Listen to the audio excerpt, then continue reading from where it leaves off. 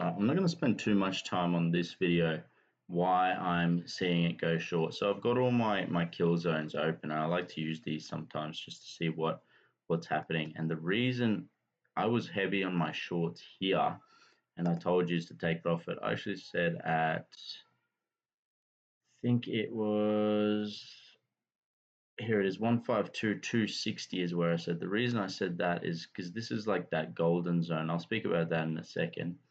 I didn't want to go for this one because it's just a little bit too close to, a little bit too far into that 4-hour support zone. So that's your 4-hour support zone there.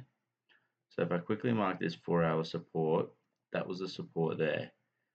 And if we go to the 1 hour, I could see that that's a definite area that we're going to hit.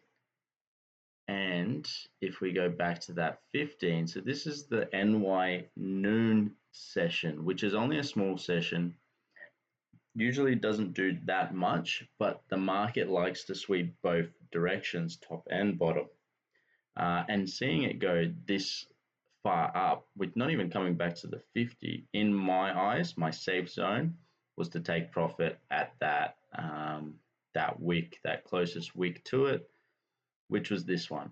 I didn't want to go for this one, but that got close. I actually really wanted to go for that one. That was pretty lucky. I would say that was a lucky trade. I'm glad I got out of that. And I did start pumping back into shorts from here. So I've got a lot of shorts up here. I do have a short right at this Asia high, and I will be taking it all the way down to Asia low for that trade. I still am in the longer term trade shorts, somewhere around here. I can't remember exactly where we were talking about. I think we were talking about taking out that 4-hour low. So this one didn't get swept. So that is my target on the first trades. But I have been trading it as we've been going up, just getting these take profits. Also, this 1 hourly where I told you to watch that 1 hour support zone, and that was here. That was your support zones there, and I was another lucky trade that I got out of. Otherwise, I would have seen, because I was very heavy on my shorts in this zone. So once that came, that was perfect.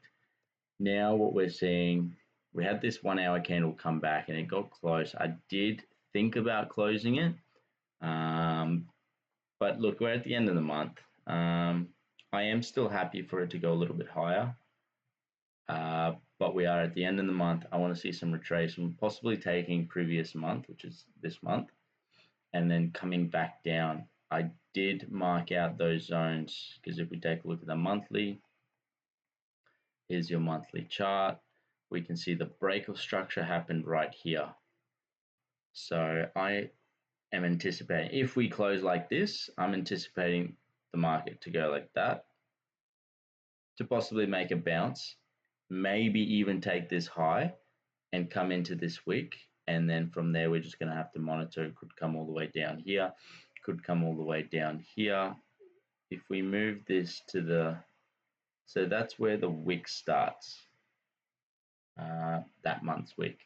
As we see the wicks, the months do like to come back into those zones. I did speak about, where was that one? Oh, that was on the weekly, I'm pretty sure.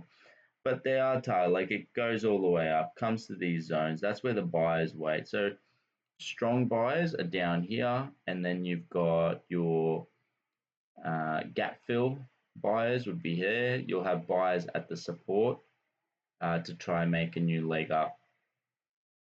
This is just a full scale of things that I look at, but there's a lot of zones that I see need to get. And if I take this off, if you want, you can find this. You can schedule it the same way I do. It's an ICT kill zone and pivots.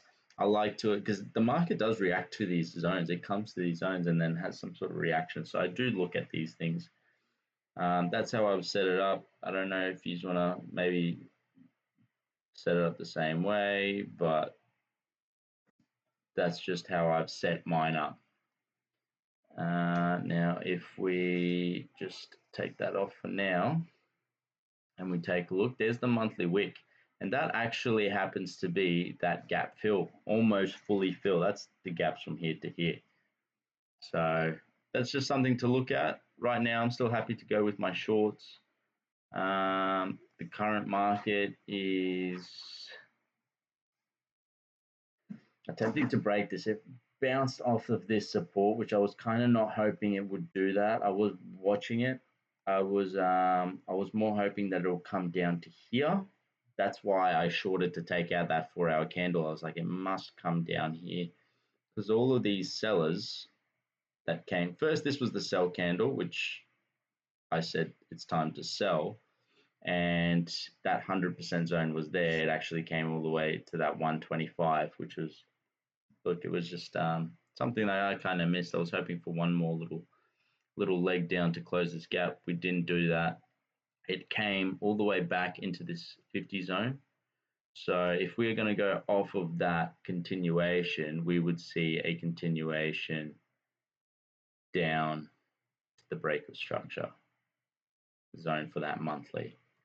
But look, let's just not get ahead of ourselves from what we see from the market. That's what it's telling us. Now all these buyers that are going long, they want to take profit.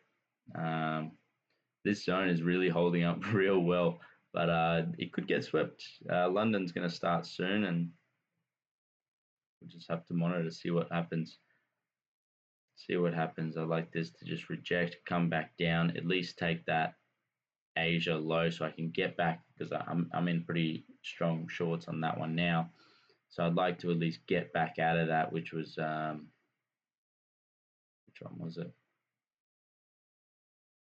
Let's just see here. Yeah, so this one. So I'd like to get, but mark this whole zone out. This whole zone should be like a take profit zone. Don't just wait for that one little spot. This is your whole zone.